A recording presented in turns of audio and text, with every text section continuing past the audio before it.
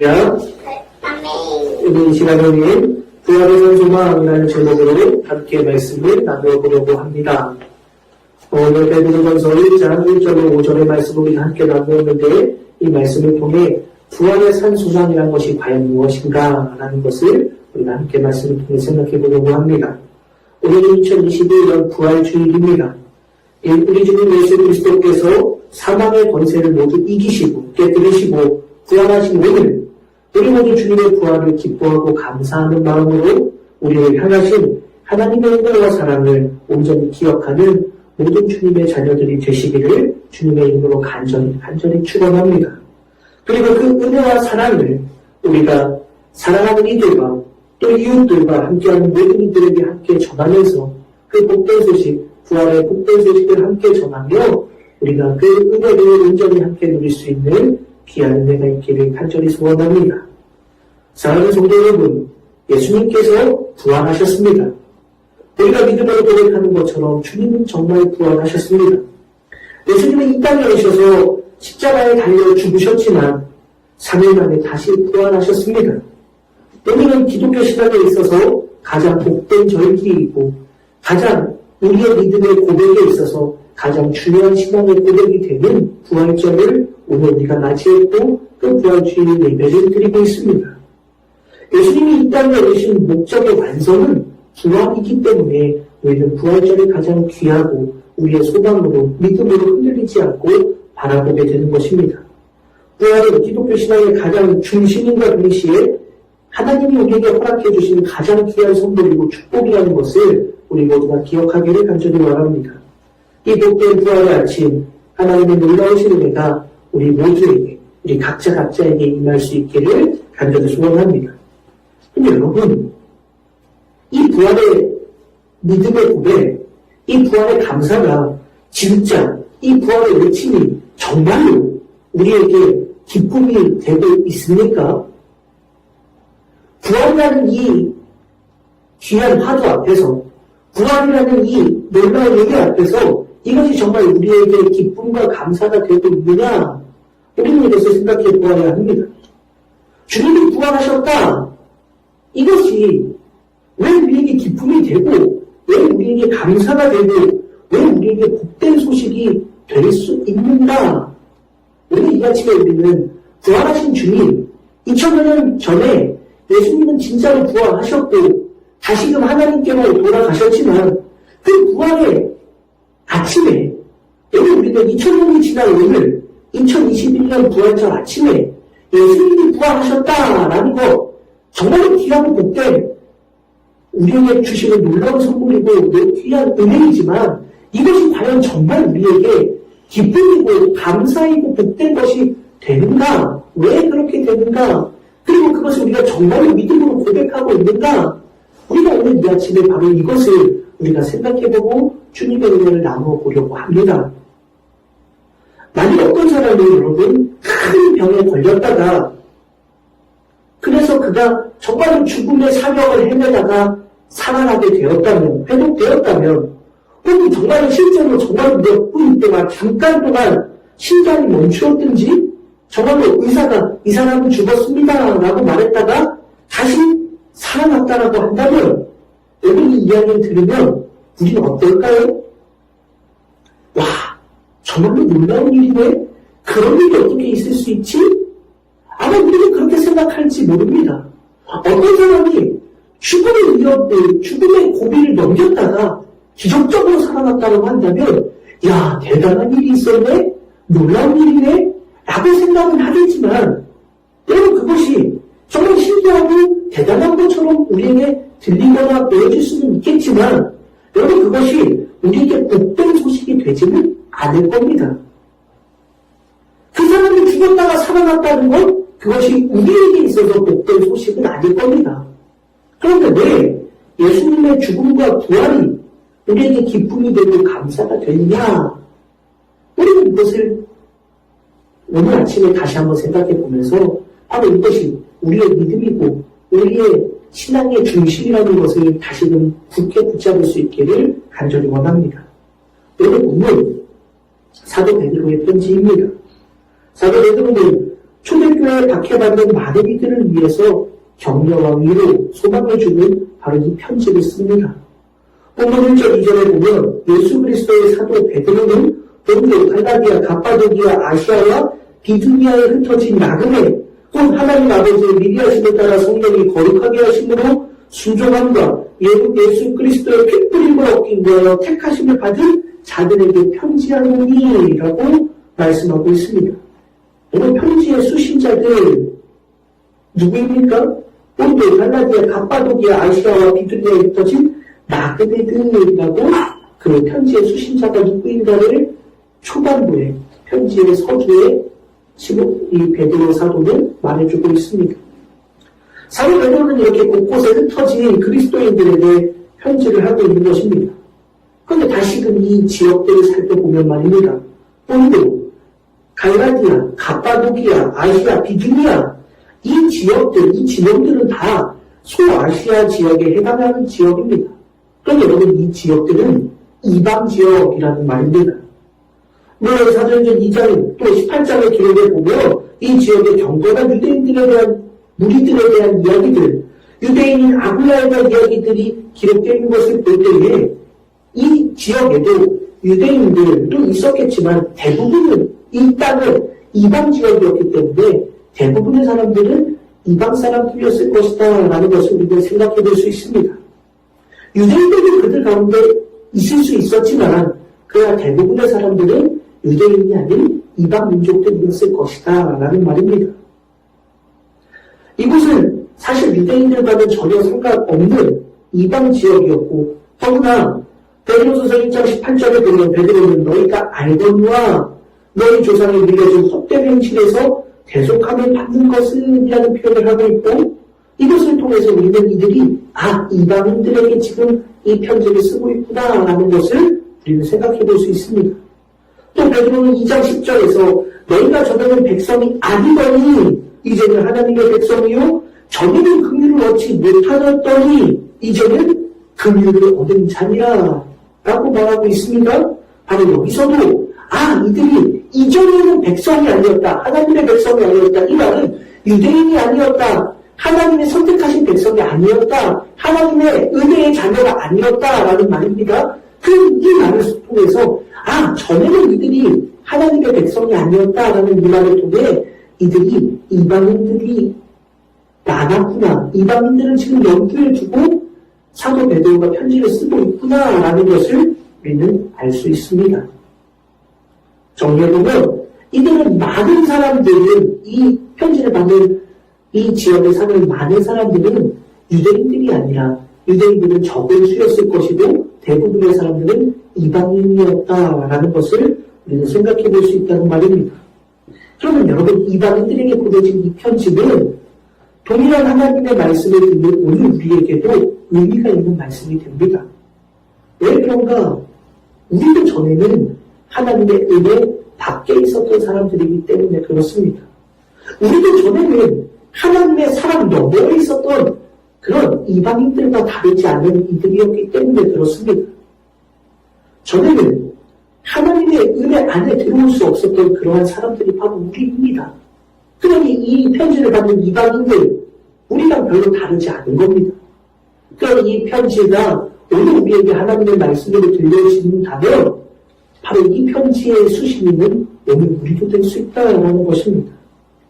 그런데 그런 이방인들이 우리를 향해 주님의 은혜로 택하심을 받은 자들이라고 베드로는 우리 모두를 향해서 말해주고 있는 것입니다.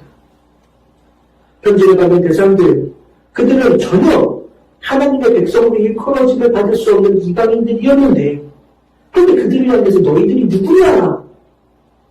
베드로가 이렇게 말할 때 그들은 누구냐? 그들은 택하심을 받은 자들이라고 베드로는 지금 말해주고 있습니다. 그럼 그 택하심이 또 어떤 택하심이냐? 베드로는 하나님 아버지의 미리 하심을 따라 성령이 거룩하게 하심으로 순종함과 예수 그리스도의 핏부림을 얻기 위하여 택하심을 받은 자들, 바로 그들이 너희다 라고 말해주고 있습니다. 이 말을 세번역 성경에서는 이렇게 번역합니다.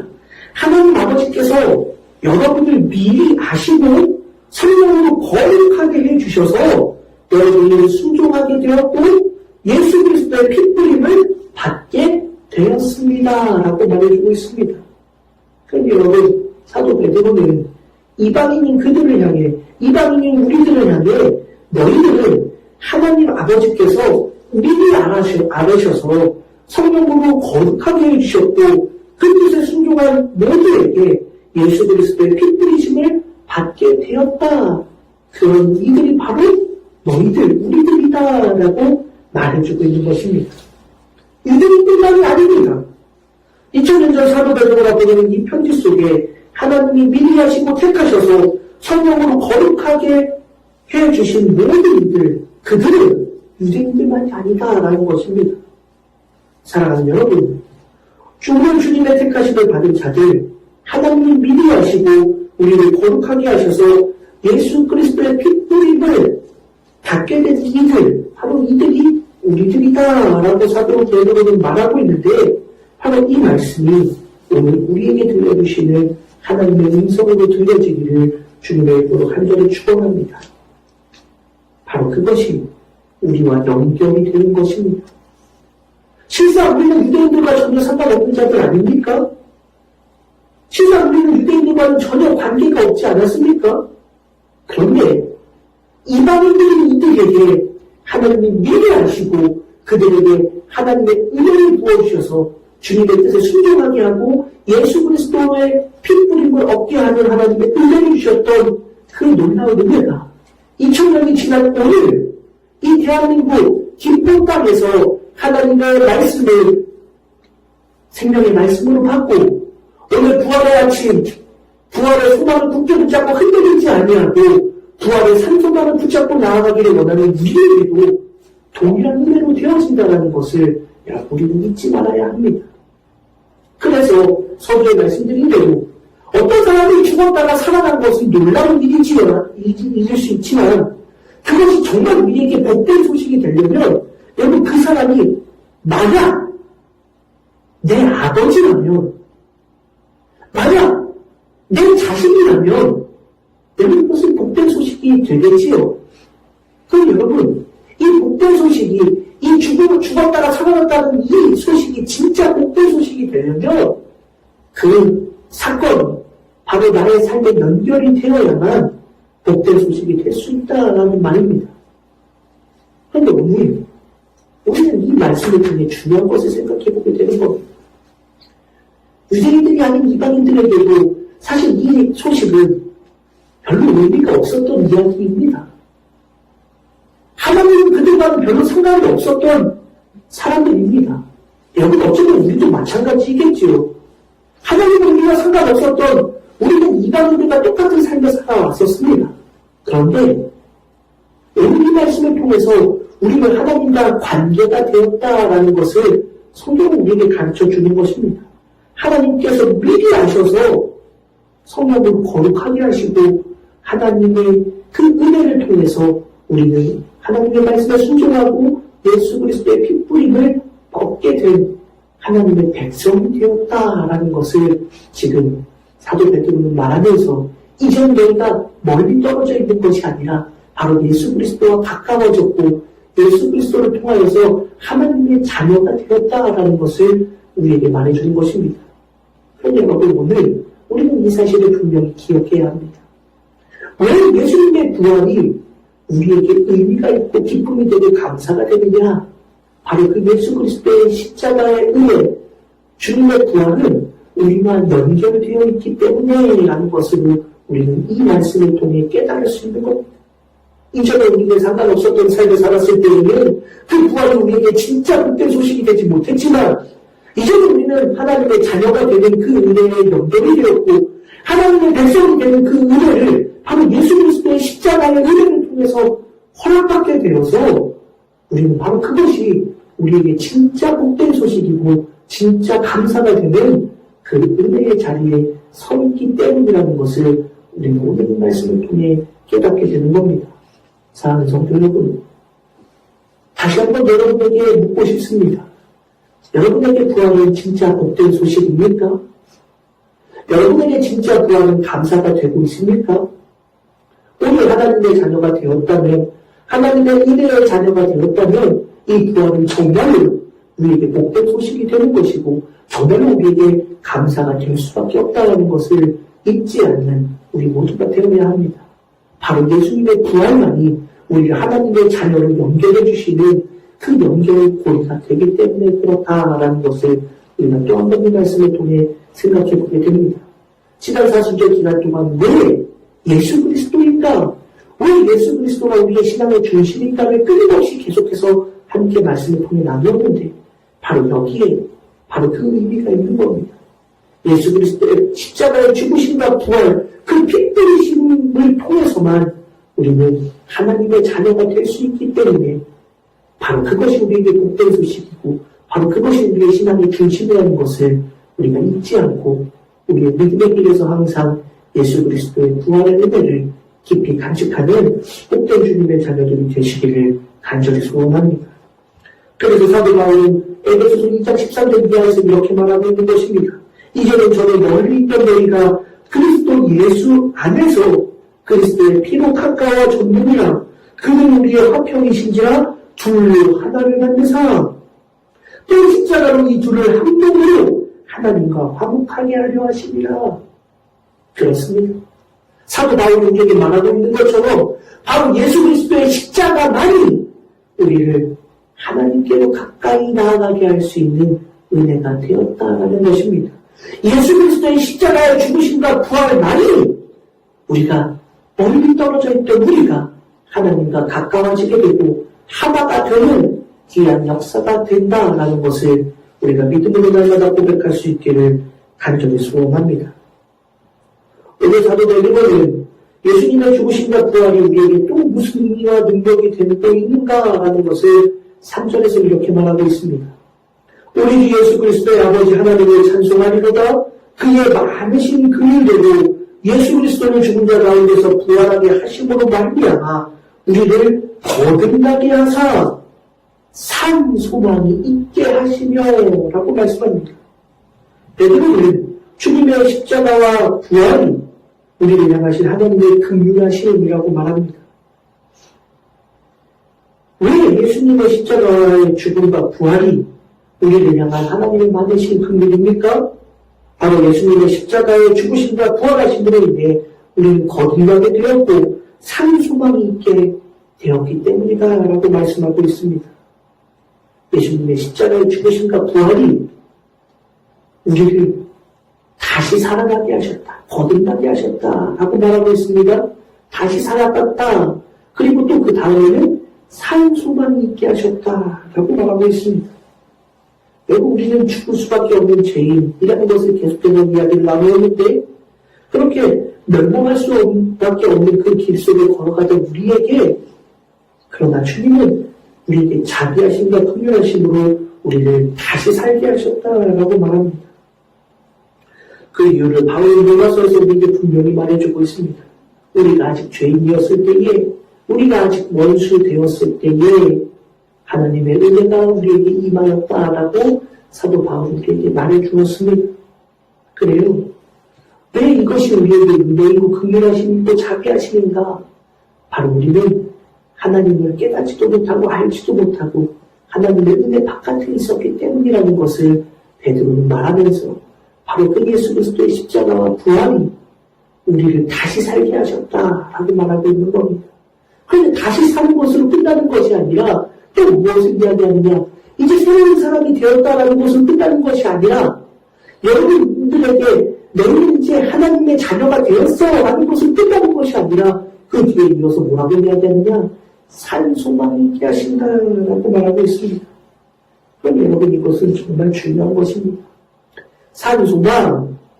여러분 이 산 소망이라고 표현된 이 단어 헬라어 조산이라는 단어는 살아있다라는 의미의 짜오라는 단어의 현재 분사형입니다.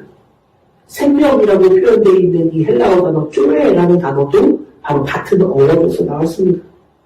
그러면 여러분 살아있는 소망이라고 하는데 이 살아있는 소망이 어떤 소망이냐? 지금 살아있는 소망이라는 겁니다. 현재 분사형에서 지금 당장 살아있는 소망이라는 겁니다. 미래에 얻기는 소망이 아닙니다. 과거에 가졌다가 사라졌던 소망이 아닙니다. 바로 무슨 소망? 지금 살아있는 소망이라고 성경은 우리에게 말해주고 있습니다. 그럼 여러분 이 말씀을 통해서 우리 생각해보면 더 중요한 은혜를 누릴 수 있는 겁니다. 무엇이냐? 지금 살아있는 소망을 너희는 간직하고 있다 라고 말하고 있는데 이 편지를 받는 2000년 전 베드로 전서를 베드로가 편지를 보낼 때 말입니다. 이 편지를 받았던 본부, 갈라디아, 갑바도기아, 아시아, 비두니아에 흩어졌던 나그네들, 하나님의 자녀들, 그들, 그리스도인들은 과연 어떠한 삶을 살고 있었는가가 우리는 생각해 보아야 합니다. 여러분, 초대교회라고 하면 우리가 많이 아는 것처럼 초대교회는 심한 박해의 자리에 있었습니다. 여러분 생각해보면 말이에요. 참 이게 기가 막힌 버릇입니다. 여러분 생각해보세요. 예전에는 그런 문제가 되지 않았던 삶이에요. 예수님을 알기 전에는, 예수님을 나의 구세주로 고백하기 전에는 그들의 인생에서 큰 어려움이 없었습니다. 그런데 예수님을 나의 구세주로, 나의 주님으로 고백하고 나자 그들은 심한 박해를 받습니다. 계속해서 말해왔던 것처럼 그들 가운데는 어떤 이들은 재산을 빼앗기기도 하고, 어떤 사람들은 심한 매를 받기도 하고, 어떤 사람들은 심지어 죽음의 자리에 던져지기도 했습니다. 예수님을 믿었기 때문에, 예수님을 믿으니 오히려 그들의 인생에서 어떻게 보면 그들의 인생의 자리에서 어려움을 만나는 것 같습니다. 고통의 자리를 경험하는 것 같아요. 그들은 오직 예수님을 붙잡고 있다는 그 믿음 때문에 오히려 더 어려운 시간들을 지내고 있는 것 같습니다. 그런데 베드로는 그들을 향해서 뭐라고 이야기하느냐면 너희는 다시 살았다라고 말하면서 너희는 살아있는 소망을 지금 가지고 있다라고 말해주고 있는 것입니다. 그럼 여러분 오늘 이 말씀은 우리는 쉽게 간과할 수 있는 이야기가 아니라는 것입니다. 고통의 그 자리에 내던져 있어 있는 이들을 향해 아니 너희는 지금 고통인 것 같지만 너희들 가지고 있는 것은 살아있는 소망이야. 지금 살아있는 소망이야 라고 베드로는 이야기해주고 있는 것입니다. 사랑하는 성도 여러분, 예수님의 부활이 왜 우리에게 기쁨이 되고 감사가 되고 복된 소식이 되는가? 오늘 이 말씀을 통해 우리는 다시 한번 깨닫게 되는 겁니다. 예수님의 그 부활이 우리에게 살아있는 소망이 되기 때문에 그렇습니다. 예수님의 부활만이 지금 살아있는 소망을 우리에게 주시기 때문이라는 것을 성경은 우리에게 말해주고 있는 겁니다. 매우 큰 박해 속에서도, 고통의 현장 속에서도, 절망밖에 없는, 좌절밖에 없는 그 깊은 탄식의 자리에서도 우리가 가지고 있는 것은 지금 살아있는 소망이라는 것을 잊지 않는 믿음의 자녀들이 되시기를 간절히 소원합니다. 소망이라고는 찾을 수 없는 그들. 그래서 6절에서 우리가 읽지는 않았지만 베드로 사도는 그러므로 너희가 이제 여러 가지 시험으로 말미암아 잠깐 근심하게 되지 않을 수 없으나 하고 말해주고 있는 것입니다.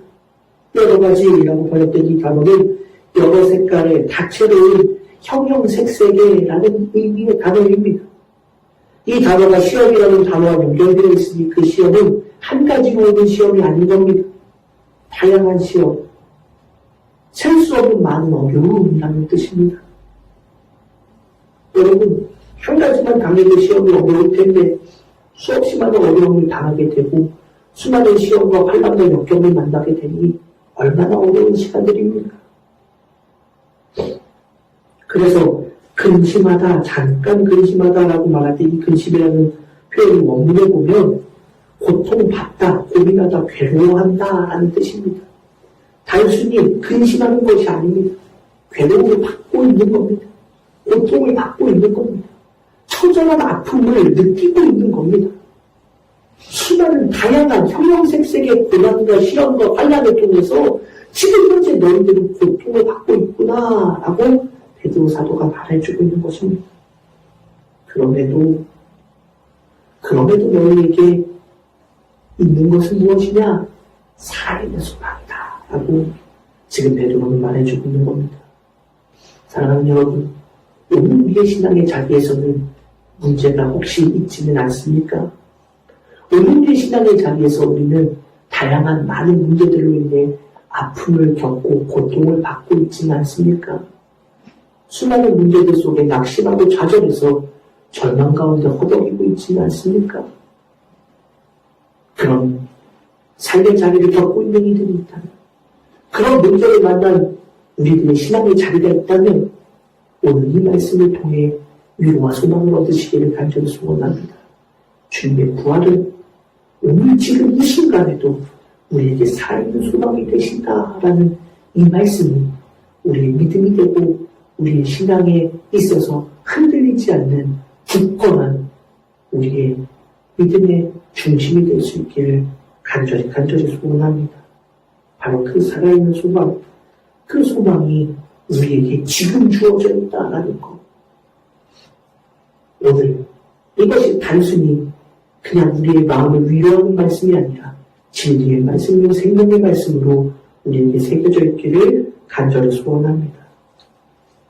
고통의 현실 속에서도 여전히 우리에게 살아있는 소망을 주시는 예수 그리스도의 십자가의 은혜와 부활의 놀라운 능력이 우리 모두에게 임하는 복된 믿음의 발걸음을 오늘도 하루하루 걸어갈 수 있는 믿음의 자녀들이 되시기를 간절히 소원합니다.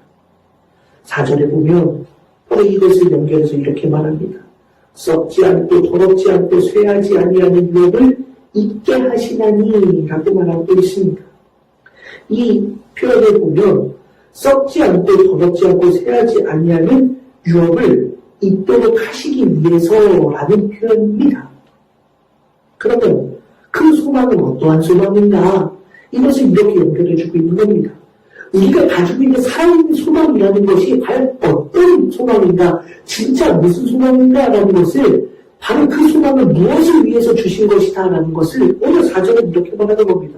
썩지 않는 것, 더럽지 아니하고 쇠하지 아니하는 유업을 잊도록 연결해 주도록 우리에게 허락해 주신 살아있는 소망이라는 말입니다. 그런데 여러분, 이 소망은요, 어떤 소망입니까? 이 소망을 간직한 자들은 무엇을 얻게 됩니까? 썩지 않는 것, 더럽지 아니하는 것, 사라지지 아니하는, 쇠하지 아니하는 그 유업을 얻도록 하기 위해 바로 이 소망을 주셨다라는 것입니다. 중요합니다, 여러분. 예수님의 부활은 우리에게 바로 이것을 주시기 위해 허락하신 하나님의 은혜라는 겁니다. 예수님의 부활을 통해서 우리는 더 이상 썩지 않고, 더 이상 더러워지지 아니하고, 더 이상 사그라지지 아니하는 하나님의 유업을 얻을 수 있게 되었다라고 우리에게 말해주는 것입니다. 그런데 여러분, 이 땅에서 우리가 당하는 어려움, 여러분 그것보다 비교할 수 없는 놀라운 은혜다. 썩지 않은 것, 더럽지 아니하는 것, 쇠하지 아니하는 그 영원한 유업을 우리에게 얻게 하시는 살아있는 소망을 굳건하게 붙잡으실 수 있는 우리 모두가 될 수 있게 간절히 소원합니다. 말씀을 정리하도록 하겠습니다. 오늘 이 말씀을 통해 우리는 부활의 주님을 다시금 만날 수 있게 간절히 원합니다. 예수님은 부활하셨습니다. 아멘이십니까? 예수님은 진짜 부활하셨습니다. 그런데 그 부활이 우리에게는 도대체 무슨 의미가 있느냐? 오늘 이 말씀을 통해 다시금 그 부활의 은혜가 나에게 있어서, 우리의 믿음에 있어서 정말로 중요하고 진짜 복된 소식이라는 것을 깨달을 수 있는 복된 은혜가 있기를 간절히 소원합니다.